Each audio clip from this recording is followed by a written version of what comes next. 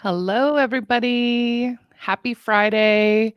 Well, I hope it's a happy Friday. It's Friday at least. It's Friday. Yes. And I feel solid about that for some reason. All week I've been kind of wondering. Today I feel solid. It's Friday. And today I have an awesome guest with me, another ginger, a fellow ginger.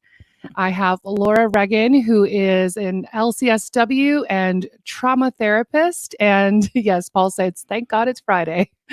And I'm really excited about having our talk today because I think as these weeks have gone on, we keep talking about trauma. And so I thought, well, logically, I need to get the most amazing trauma therapist in here to talk about how do we handle all this. So welcome, Laura. Thank you. I'm so happy to be part of this. This is so cool. Yeah. So why don't you share just a little bit more about yourself and kind of what you do? Sure. I'm a trauma therapist in Maryland. I'm actually an LCSWC. We have a little extra letter on there for fun. And my practice is near Baltimore. In my practice, I work with people who have complex trauma. So mainly people who have adults who have childhood trauma, and using more of the bottom up approaches. So not the more cognitive stuff, but like sensorimotor psychotherapy is one of the things I use in our work. In our group, I own a group practice. We use expressive arts, movement, mindfulness. Yeah, and I'm also the host of a podcast called Therapy Chat. Yes, it's a very popular podcast too. She's being so modest when she's just like, "Oh, this little podcast." That's how it sounds. It's pretty awesome. It's Thanks. definitely check it out. And yeah, I like that your approach. You're addressing therapy in many more ways than like you're saying than just the cognitive, and it's kind of like um, tapping into all the physical stuff. And I know you also do equine therapy, correct? Well, actually, I have co-led some equine retreats, but I'm not trained in equine therapy. Okay. So the other facilitator at the time when we did those retreats, that was Charlotte Heiler Easley. She's a super expert in that.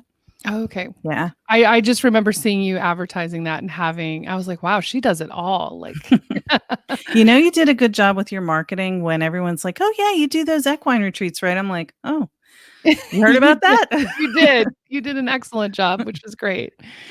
So, I mean, obviously, in these last few weeks, we've been talking a lot about the impact everybody, what's going on is impacting everybody. And like I said, it's been coming up a lot about people kind of questioning, oh, I'm feeling this way, or one day I think I've got it and then the next day I just feel like I can't function.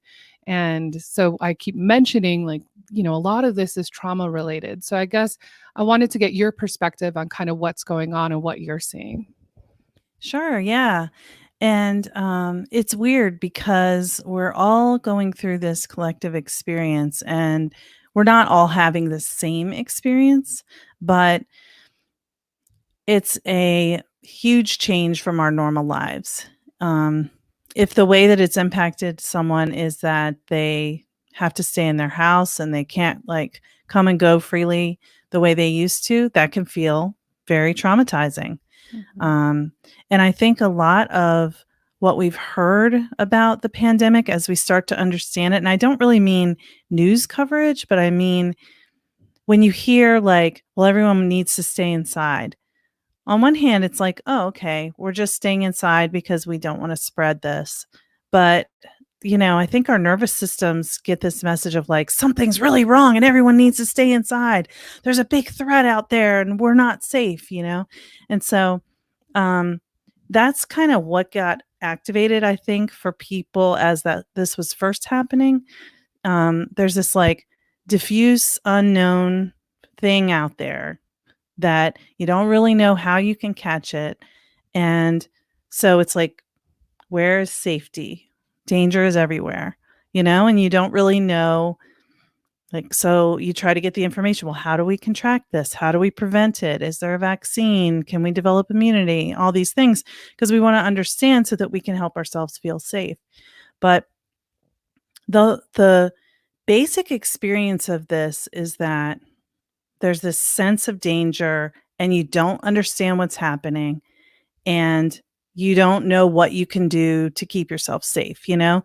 So staying inside is what we can do, and that's good. But of course, sometimes we still have to go out. And so, it's just that like you feel like the ground has been removed and you're just like floating through the air trying to figure out which way is up.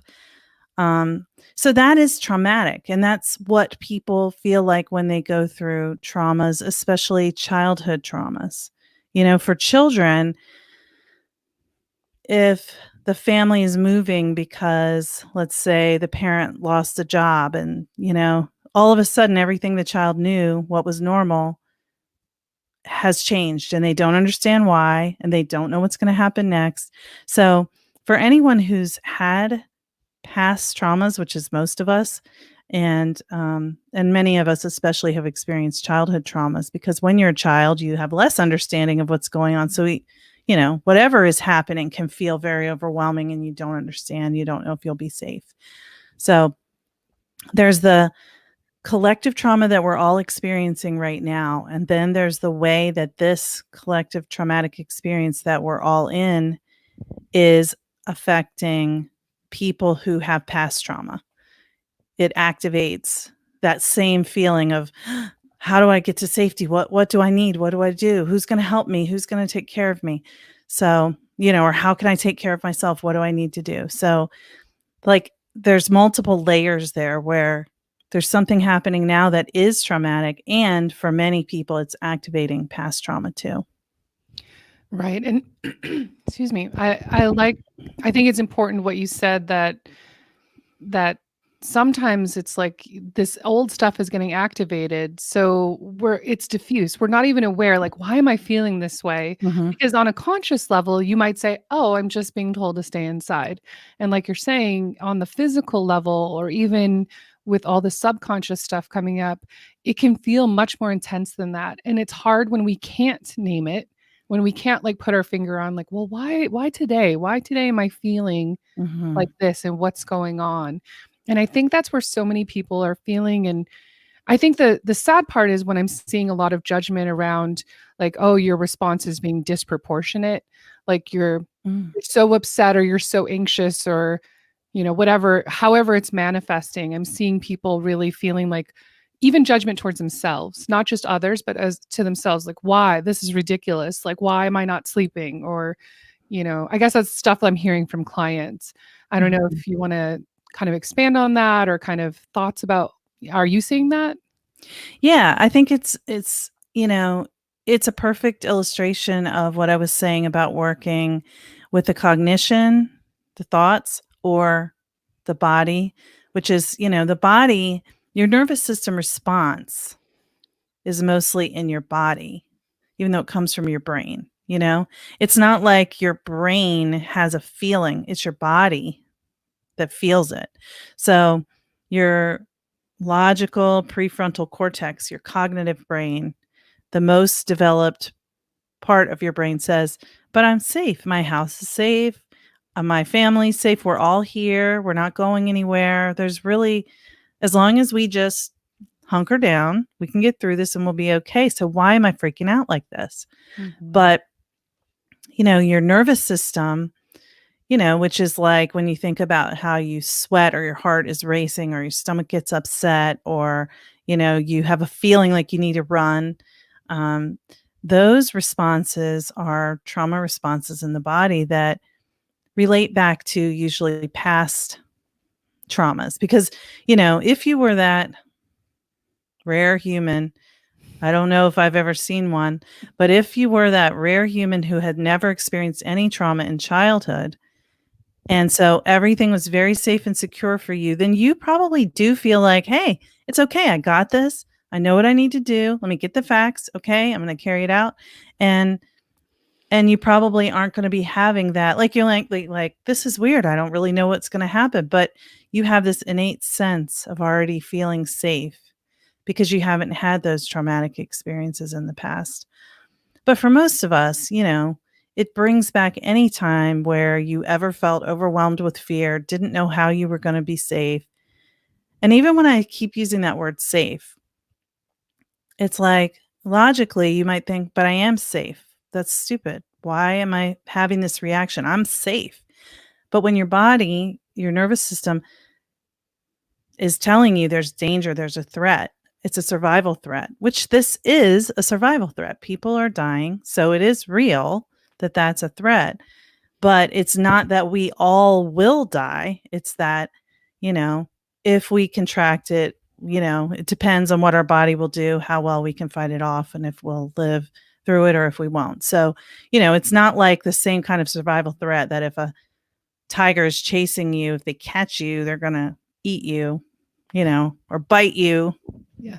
There's a pretty good guarantee that that would be you're going to be severely injured. Yeah. Yes. Pretty across the board. You could still survive, but it would be a life-threatening experience. So your body and your brain, like your primitive brain, perceive this as a life threat, and that is real. So it makes sense that you have a trauma response.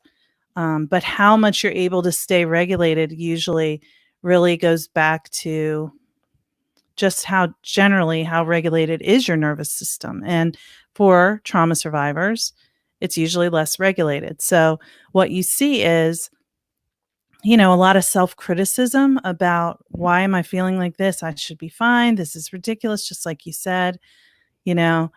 And in general, when we're in a traumatic experience, we tend to react with one of two ways, either hyperarousal, which is the anxiety, panic, or like an angry response. You know, so that's like your fight or flight, where your body tells you run. That's anxiety. When your body's like, you're short of breath, you start having a panic attack. That's a hyperarousal response. The hypoarousal is the other possibility, and that's where you're just kind of like, or all you want to do is sleep. Yeah. Or you just can't really do anything and you don't know why. You're like, I should be doing this, this, and this, and this, and which is where we beat ourselves up again. Why can't I get anything done? What's wrong with me? What's wrong with me? And the answer is you just have to like follow what your body is trying to tell you and do what you can to help yourself be regulated.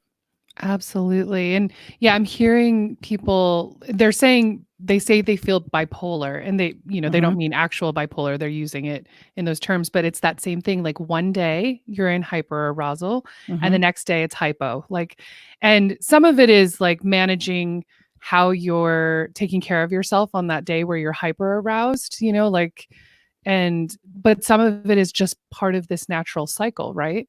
And then the hard thing is, you know, I think it's hard when it goes between the two, because people are like, okay, what's wrong with me? Like, why?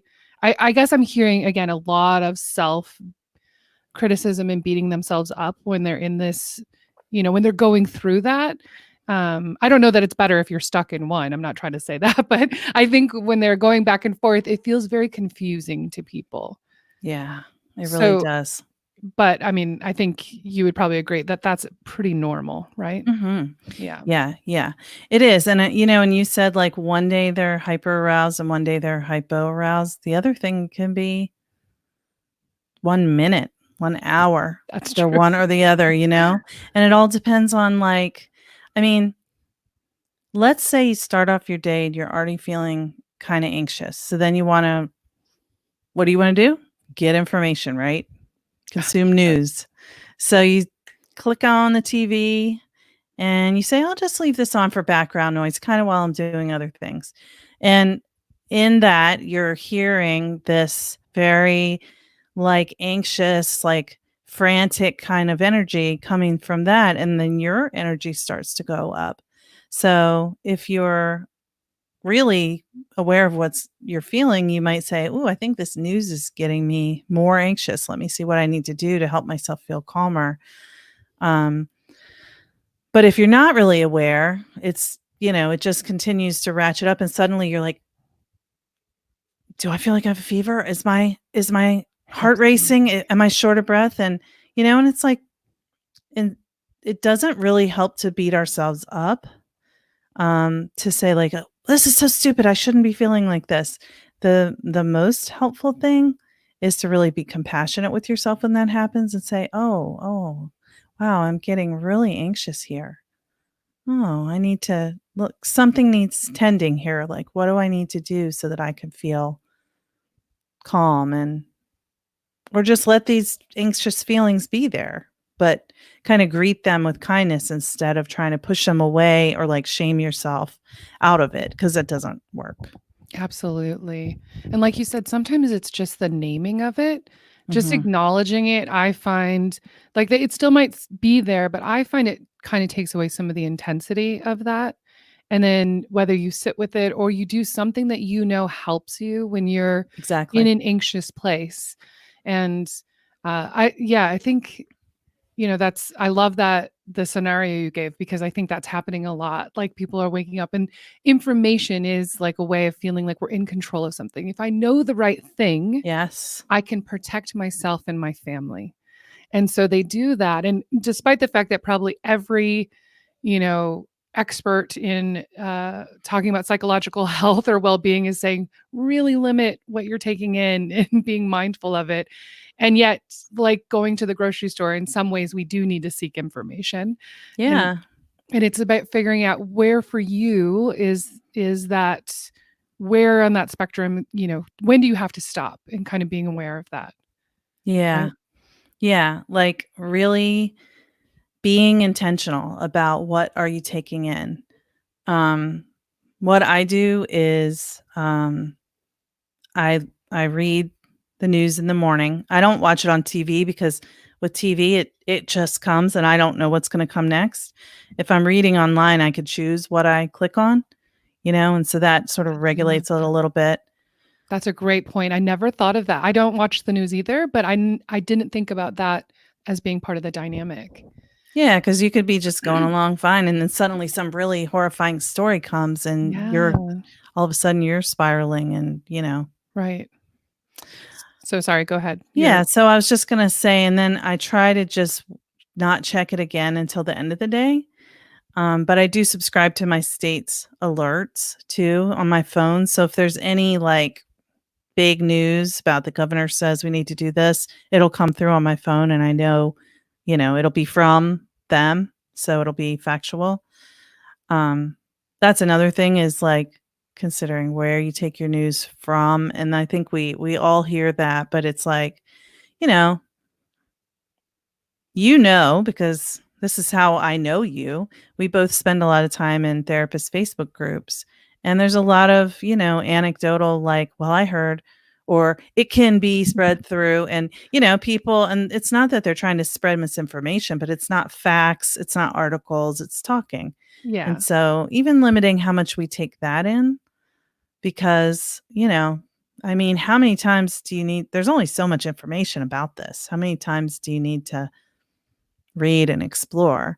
Now, exactly. if you were personally sick, you're going to need to get some more information, or if someone you love was, if one of the, you know, and that's another thing I want to acknowledge, that the collective trauma of all of us having to limit our comings and goings is very challenging. But, as I said, we're not all experiencing it the same way. There are many people who are having a loved one get sick, or they are sick, and or losing someone. And that's extremely traumatic too. It's happening so suddenly, you know? And, it seems like there's somewhat of an element for some people that they start to get better and then they get sicker. And so that's very traumatic too. It's like when you think everything's going to be okay and then it's not. Yeah. Um, so just acknowledging that there are a lot of ways that this can be traumatic. And then for people who have less access to resources, of course, it's going to be impacting them even more Yeah. because there's less, you know, I might be upset because I can't eat the foods I normally eat, or I can't get toilet paper when I go to the grocery store, but I still have plenty of food to eat. I'm not going to go hungry. And there are so many people who their their resources are much more precarious than that. And so that's very real. Yeah. And that's going to, like you said, it's going to exacerbate everything that they're going through. So it's just these additional layers that people are experiencing depending on, yeah, what your past history is and what your current situation is, right? Yeah. I'm actually intrigued that you said you also go read stuff at night as well, like at the end of the day, because I know, and I I'm always not say saying that's the best thing to do, that's just what I do. I was gonna say, I always say it's up to you have to know yourself and do what's best for you. But I personally, I'll do it in the morning because then I have all day to kind of like process and deal with stuff. I don't do it at night because I'm already somebody who struggles with sleep.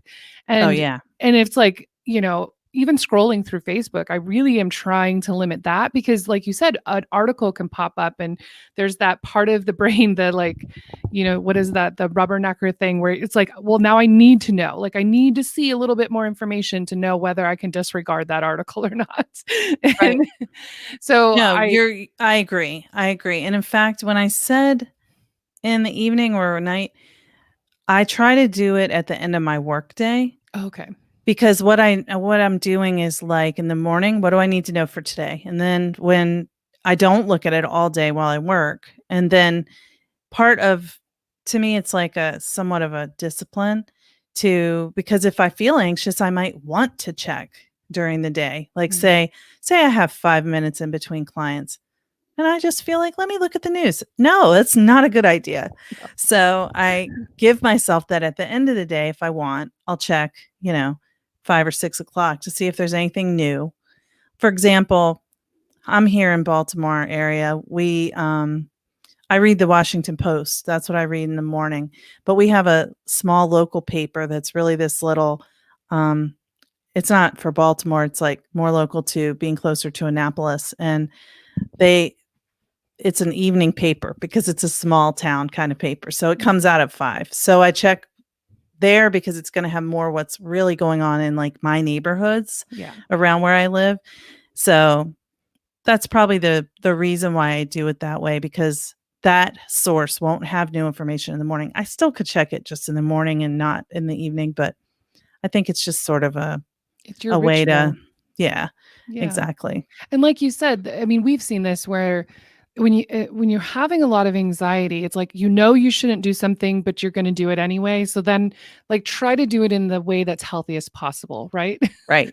And Like a so, harm reduction approach. exactly, that's how I think of it. So, I mean, I can't tell you how many times I've said that to clients. Like, you need to take a few days off from checking the news, and then I'm like, but I know you're not going to. So Right. can So you what can can you you do? can you just do it in the morning or Yeah. yeah, or figure it Do it out? less. Yeah, Yeah. or don't do it after 7 or something like that, and I Yeah. think that's the thing. Yeah, it definitely is the harm reduction model for sure, and figuring out, like, because I get it. I get that impulse.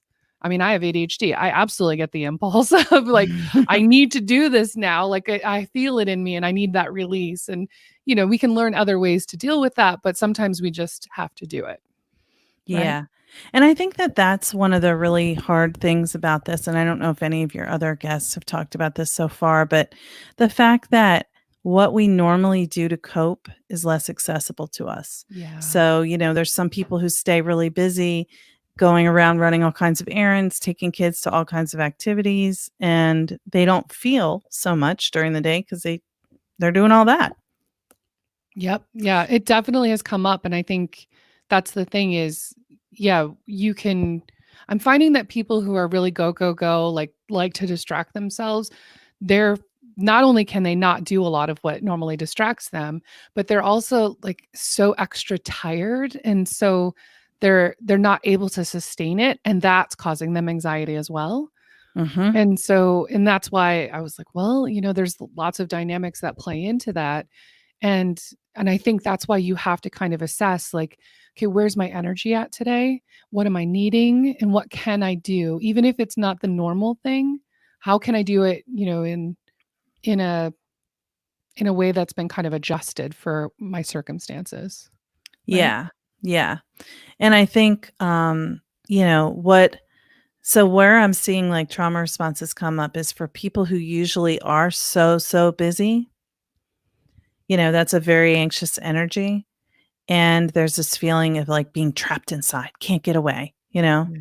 and saying like, I feel like I'm in prison, and that might be the person who, when they were younger, the way they escaped their unhappy home was to be doing activities. Like, so many people always say, when I was in high school, I just was in every sport, I did every activity, I was never home. And that's the way they got away from, say, dad being an alcoholic or, domestic violence that was at home. So, when you have that urge to flee and you can't, it's, that feels traumatic. That does feel like being trapped to your body because your body's saying, get out of here, escape.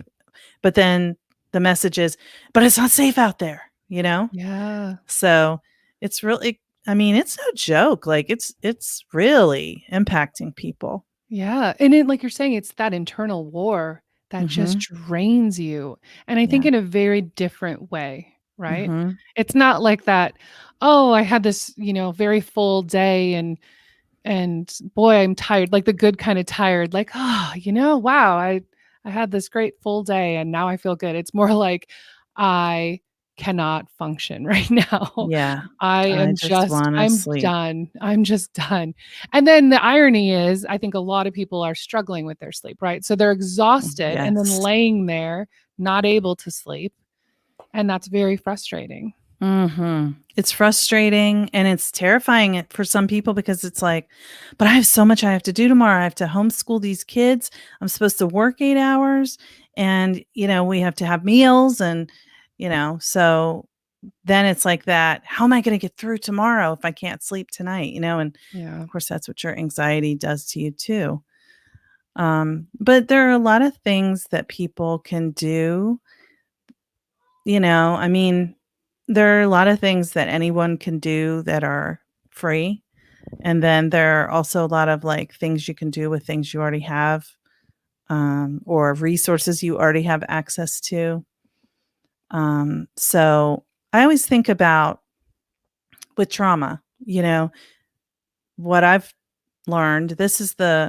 I think people have different ways of describing this, but this is what the sensorimotor psychotherapy training teaches and the way I had traditionally learned, before, people started talking about trauma as much as they do now, which I think is great. But, there's a lot of different perspectives out there. But Mhm. in sensorimotor, they say that there's 5 trauma responses: fight, flight, freeze, submit, which is basically what some people are calling fawn. And then the other one is like attach cry. So I'll tell you what they all are. But, if you're like, I'm not I'm not going to alter my lifestyle. I'm going to go about as normal. That might be fight. Or if you just feel angry, this isn't right. We shouldn't have to stay in the house. This just isn't right. That's fight. Mhm. Or if you're Or arguing even with your spouse. yeah, I was gonna say, or like when you're seeing people losing their stuff when they're at the grocery store because somebody coughed or sneezed or something. I think it's again, it's that fight part of like that Get response, away. right? Yeah, That's not safe. exactly. Right. Exactly. Yeah. Right. So, and I do I'm demonstrative with my body language, but that's because like that's what our bodies are saying. It's like, Yeah. get away, get away. So when you feel that urge for fight, then you can do things that will relieve that sense so that you feel like you are fighting. Like you might want to just like yell, you might want to punch a pillow, or one thing that is actually an exercise that they offer with sensory motor psychotherapy is like, um, you I'm not going to be able to totally show you with my body, but because I'm holding this microphone, but you take a pillow in both hands and you just stand up and like using all of your body with both hands, you just swing the pillow at something and like hit it. So you might hit like a sofa or your bed, something that's not going to hurt, but your body gets the feeling like it's fighting and it Right. relieves that urge because, your body wants to do something. Yeah, and this just came up yesterday where somebody was talking about that and the suggestion was made to like punch a punching bag. And they Mhm. said, no, I want to break things. Like the punching bag isn't going to do it. Although I would have encouraged them to try that, still to try it, even if like it's like lessening it a little bit, but they're just at that point, and it's like you're saying, there's a physical release that needs to happen, Mhm. right? Yeah, and if you really wanna break things, you can break things. I mean, you can get, like, um, things that you might have around your yard, like, you could take a stick and break it into little pieces, or you could, like, take some if you have any, like, the dishes that you really don't use, like, or stuff that's, like, in a box that you were gonna donate to the thrift store or something. If you can safely take it Yes. somewhere, like maybe in your backyard, if there's a safe, like, area where you'll be able to clean up whatever breaks and something to cover your eyes so it doesn't go in your eyes. But just, like, smash the plates or, take a hammer and, like, bust up a brick or something Mhm. like that. Pummel a big rock and just smash it into pieces, like, that could feel very satisfying. Actually yeah, and the sound, I think too, there's something about all of that, and I said, "Well, obviously, when we don't have to quarantine, you can go to a rec room," but I know, back when I worked with kids, I had this little boy who I would freeze, like, trays of ice, like a giant, like a shallow pan, and then I would give him the ice, and he would break the ice because that was Perfect. Yeah. something where he could it's like the sound, and it's that feeling, and, you It's know like expressing what you're feeling is like a big energy of, kind of power that Yes. you wanna get out.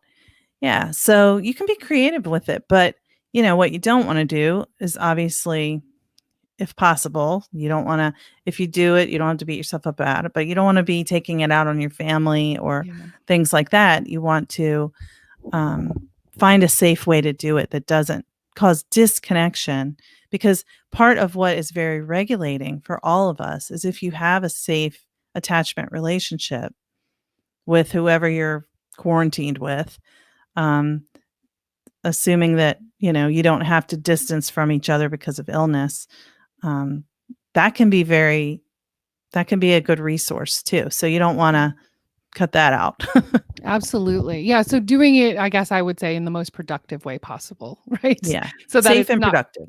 so it's not causing more trauma to others around you. So Exactly. so that's if you're having the fight. So if you're so then the flight response, what are Okay, your let me tell you suggestions? one more thing I just Oh, thought sure. of Yeah. for fight because, this one's gonna sound weird, but when you wanna break things, it's not the same, but, like, throwing a ball that a dog goes and fetches, it feels, because 'cause you're like it's like you're throwing something, but then you're also connecting with your dog, so you're getting, like, the resource too at the same time. Just throwing that out there, and then another one is, like, you can do push-ups. I Okay. don't know why, but that, like, just it's a full body tension and you're pushing down, so it's like you're pushing away, but you know, you're getting it out I and, could see that. Yeah, and relieving the tension.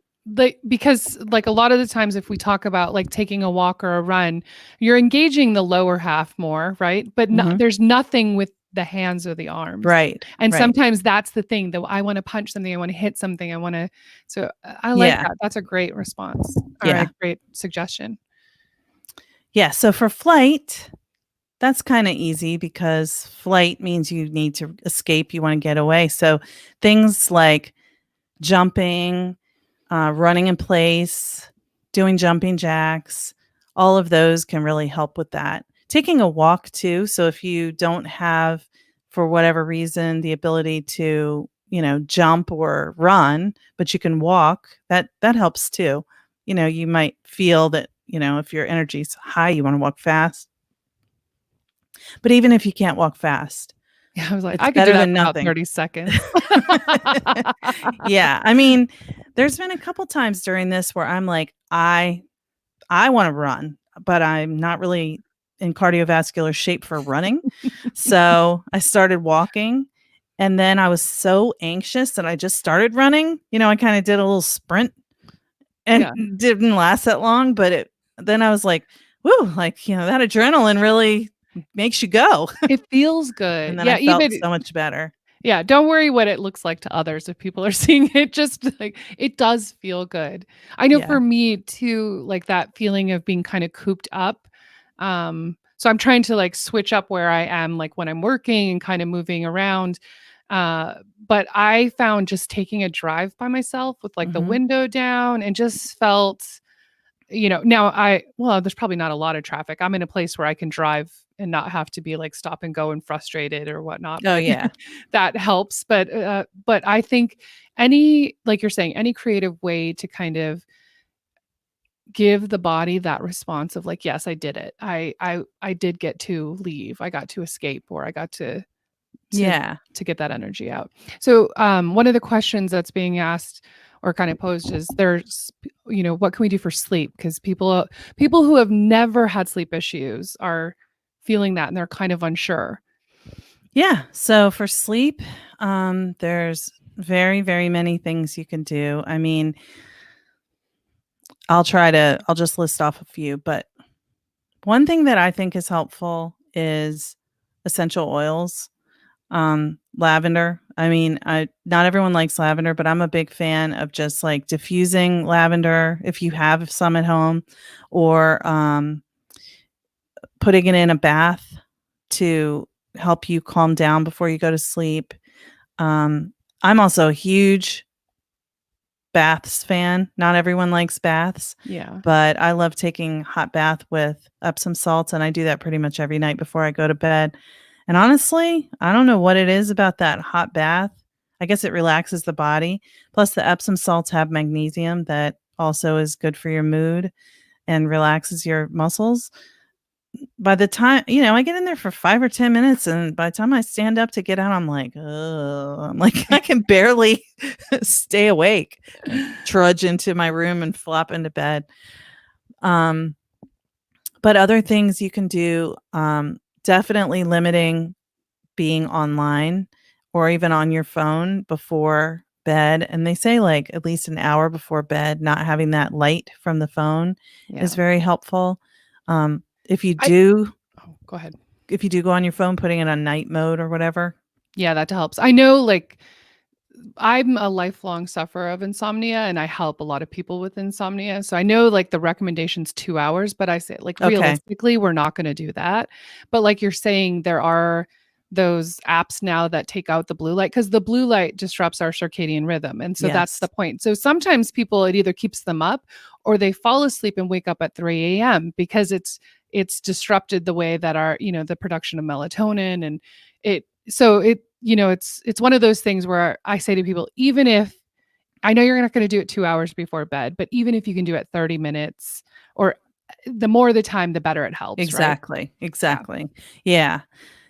Thank you, because I do say an hour at minimum, Because but that's realistic. I think yeah. I don't really advocate 2 hours. I tell people, but then I'm like, I know you're not going to do that. So Right. I mean, you have to come up with what will actually work for you. It's not just yeah. about telling yourself to do something that you can't actually do. Yeah. Um, and you may not have lavender, you may not have Epsom salts, and you may not be able to get them. So that's annoying that those are some of my suggestions. But another thing you might have or you might not have is melatonin at home. A lot of Mhm. people take that before bed. Magnesium is another thing. Like I said, it's in the Epsom salts too, but that is supposed to be good for helping with sleep.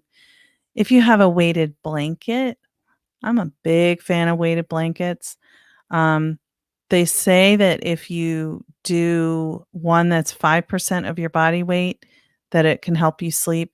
The one I have is 10% of my body weight, and um, I still have used it when I was having a really hard time sleeping, and it was, like, amazing. It was like a drug. I just, like, laid down with the weighted blanket and then but the drawback, I think, of the 10% is that I basically laid in, like, one position the whole night, and I felt when Yeah. I woke up like I was like, "Oh," like, very stiff. Yeah, I don't think my back could handle that. That's so heavy. But Yeah. Roxanne's saying she's having the problem of waking up at 1 a.m. and staying asleep for hours. And that's absolutely even happening to me. And I really do have good sleep hygiene habits. Now, lately, things have been like everything's a little bit off, Yeah. but one of the things that you can do, and that's where the blue light stuff, being mindful of how much blue light you're exposing yourself to, the TV, the, phone, tablet, whatever, computer, limiting that, taking the melatonin or magnesium every single night and taking it regularly because it doesn't hurt you. And so you kind of build up, it helps you build it up in your system. But I Yeah. think when you wake up in the middle of the night, let's say, what's happened is I like doing like progressive muscle relaxation Me or too. some kind of meditation app or something that where your brain can attach to it. Cause I know for me, like I start thinking about like all my to-dos for the next day, or maybe something I read about, or, whatever. I try to resist getting on the phone, although sometimes I do because I'm Mhm. human, so I'm not perfect. But one of my favorite podcasts to listen to is called Sleep With Me. And Mhm. I just put that on because they're like There's a hour reason long. that's one of the most popular podcasts in the world. Yes, there is, because a lot of people struggle with sleep. Yeah. So I guess that would be my suggestion, is trying to get your brain to engage in something else to help you relax and go back to sleep if you're having those thoughts. And I think sometimes, I think given everything that's going on, we're probably just going to have some nights like that. And you just have to kind of, I guess, go back to that self-compassion piece and say like, okay, can I adjust what I have to do today? Is there a way for me to take a nap? Is there a way to, Mhm. I've even gotten up before and had breakfast and then gone back to sleep. Because sometimes it's like, oh, I'm clearly not going back to I'm sleep. wide awake. Yeah. Yeah. Yeah, so I would say one of the things not to do, I know this is a temptation that many of us have, is like, don't start doing work. Oh Don't yeah. check your work email or start going, well, I might as well work on that webinar I needed to start preparing for or something. Because then you're really waking your brain up and it's gonna be probably impossible to go back to sleep. But another thing that I like to use is I like the on YouTube, and they're also on Insight Timer app. Um, the like theta waves audio Oh things. Have you yeah. seen those? Yeah, I've not tried that. Yeah. So basically, it works best if you use earbuds, but I mean, you don't always want to sleep with earbuds. Um, but so I just put it next to my bed. There's one on Insight Timer that's about 20 minutes, and it's called, you just look up sleep music, and then it says like something like theta waves or something like that. Right. Um, and it basically just sounds like sort of kind of electronic music that's sort of subtle and has a lot of white noise in it. So you don't really know what you're hearing. But it lulls your brain into that more relaxed state. I find it helpful. That's a great one because, now you're saying it, I'm remembering I had this client who that was so helpful for them, and I have never tried it, but I think especially lately because, again, I think a lot of our normal rhythms and Mhm. routines are out of whack a little bit. But I think you just keep trying things until something works for you. Exactly. And if something worked for a week, it might not next week, Mhm. I mean, just because of the level of, collective anxiety and everything that's going on. Um, Yes. but that's really helpful. So going back to, we did the fight and flight, and then the next one was freeze. So Mhm. if somebody wants to kind of address, they're feeling that Yeah. feeling. And what freeze feels like is it's like you're very still, and you may be needing to do something, like say you were in the middle of working, but then you're like, I just can't do anything. You can still think, and you can tell how you feel inside your body, but you can't really get yourself to move. So that's like a feeling of being frozen. And people say that it feels like a very tingly energy in their body. So their body feels like it wants to move, but it can't. Um, and that's, basically that's kind of, you're getting down into the hypoarousal when you're in that freeze state. So when you're in that state, I'm not going to demonstrate again because I'm holding this microphone, Yeah. but you can stand up and basically One little thing you could do that can help you just get back into a more regulated state is you stand up, kind of plant your feet about hip width apart, and move your hips in like a sideways figure eight. Just a small motion of moving your hips, and it stimulates your vagus nerve, and so it gets your parasympathetic calming response activated in your body.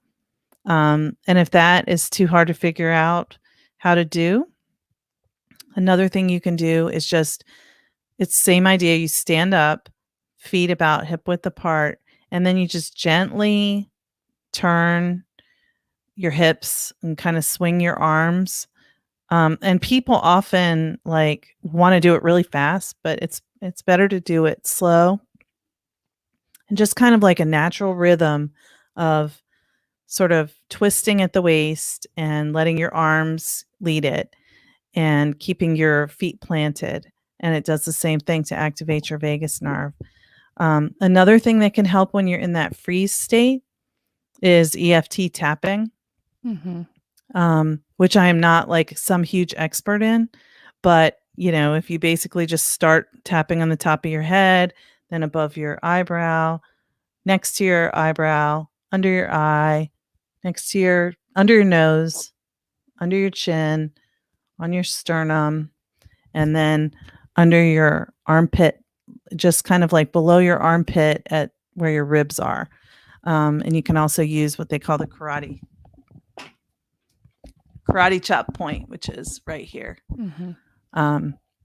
I was showing that to someone when we were doing a video session, someone who was feeling, you can also use this if you're feeling really activated. So it could be anxiety or it could be that hypoarousal. And as they were doing it, and there is a little thing that you can say out loud, but they didn't want to say that. So as they were doing it, what happened for them was that inside, they just got like a message from their self from somewhere inside. It was like, while tapping, they were like, I'm going to be okay. I'm going to be okay. And so every time they tapped, they said that, and they just felt their energy get calmer. So I was that's going to a say, yeah, easy one. tapping is really good. And I mentioned it the other day in one of my videos and didn't go into it, just kind of was touching on it. But I do think, and because I'm not an expert either, but I have used it and I have used it with clients, but it is really effective. And there are YouTube videos on it. There's all kinds of free stuff out there where people can find out how to do it. And like you said, like changing up the message or kind of working it for them. But I'm really glad you mentioned that one because I think that one's really important. Yeah. And it's easy to do. Yeah, exactly. And what it does is through the acupressure points, or, it activates the meridians. That part I'm not really totally up on. But what I know is that it brings you back into your body.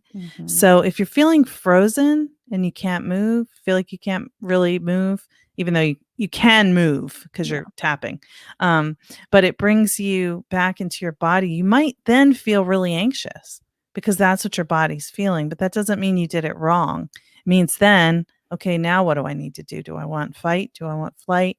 And how am I going to do that? Right. And as Paul mentioned, it's similar to Qigong.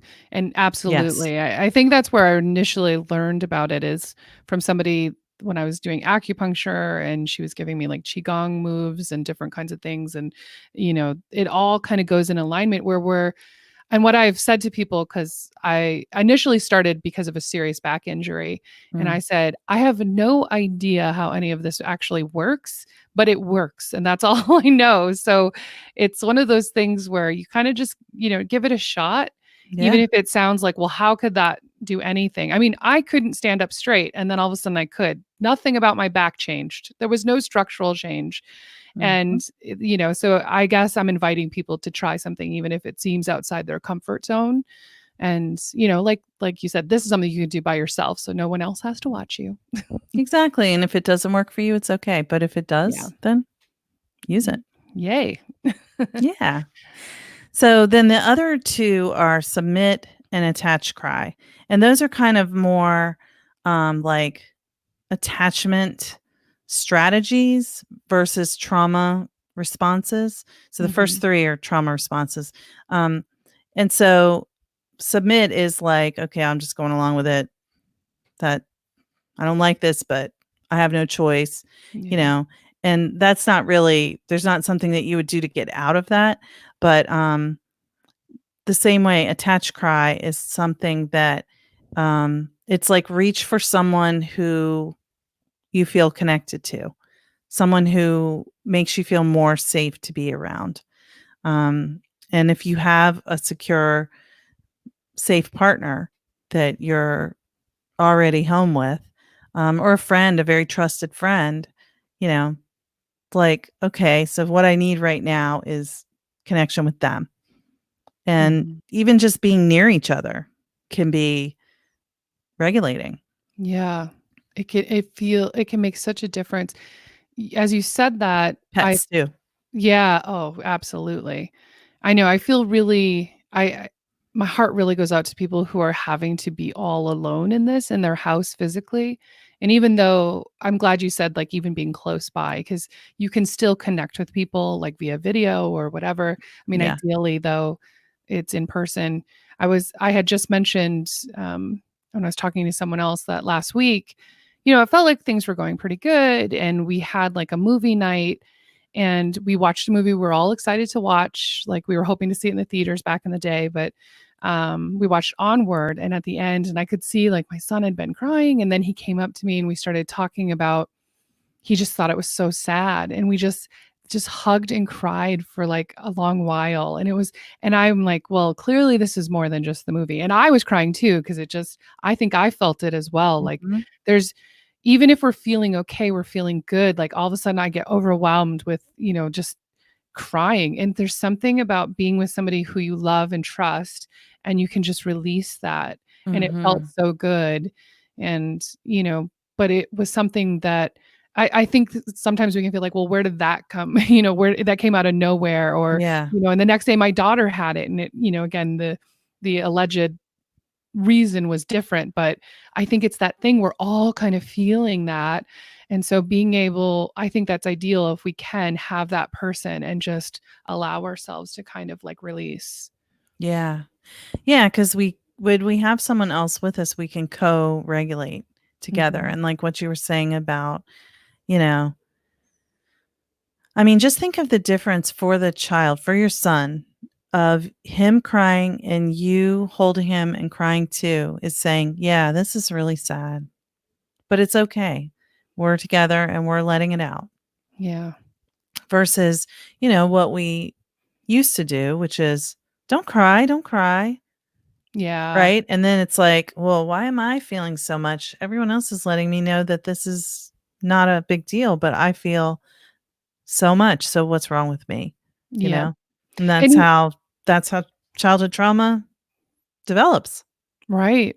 And sometimes it comes out of, there's the, like, "Don't cry, suck it up," and then there's also the, like, "No, don't cry, it's gonna be fine." The either way, it's like Trying to reassure. yeah, but it's that shutting it down, and it's Right. hard. It's very, very hard, um, 'cause it's a very vulnerable place, but I think it's very healing and very I think we need it, you know? Yeah, and But crying is such a good tension reliever. And yes. when we're really anxious, oftentimes it's because we're trying not to feel what we feel. Yeah. So if we can allow ourselves to just feel it and let it out, it helps immensely. Mhm. And I find, like, I'm somebody who I love movies and stuff, so I find, like, I will sometimes, like, purposely choose something like, "Okay, I just need to Yep. I need a release, so I'm gonna choose something." I could give a list of recommendations, I'm telling you, of, like, which movies to choose lately, but it can be really I think it is helpful too, like you're saying, it's like letting it out instead of holding it all in. Yeah. Well, I wanna be mindful of the time because I know that you have something at the top of the Me hour, too. but I am so grateful that you came on because I know, like, this is, you know, everything that you shared, I think will be really helpful for people. And I'm hoping it gave them some creative ideas of how to take care of themselves or maybe why they're feeling what they're feeling. Cause sometimes we just think it's like one way, right? Like we just hear it's fight or flight. That's it. There's no other. Right. And even then, I don't think we're always as in tune with that. So I really appreciate you coming on. And if people wanted to find out more information about you, where would they go? Well, they could go, I guess my practice website would be the best. It's bahealing.com, stands for Baltimore Annapolis healing.com. Okay. And I will definitely include that in the chat afterwards, but I just want Thank to put it you. in here. Thank you for having me, Amber. This was really cool, and I'm I know. grateful that you're doing it. Yeah, and definitely I still think as well if you're not in the area for that, but go to the Therapy Chat podcast as well because it's an excellent podcast. And I mean, you've been doing it for years now, right? Yeah. About 4.5 years, and recently my episodes have been focused on what's going on right now. So Yeah. there was one about helping kids regulate, and there's one about helping ourselves regulate. So if anybody needs that, you can find them also on my website. You'll just see it says podcast, or you can go to therapychatpodcast.com. Perfect. Wonderful. Thank you again, Laura. Thank you.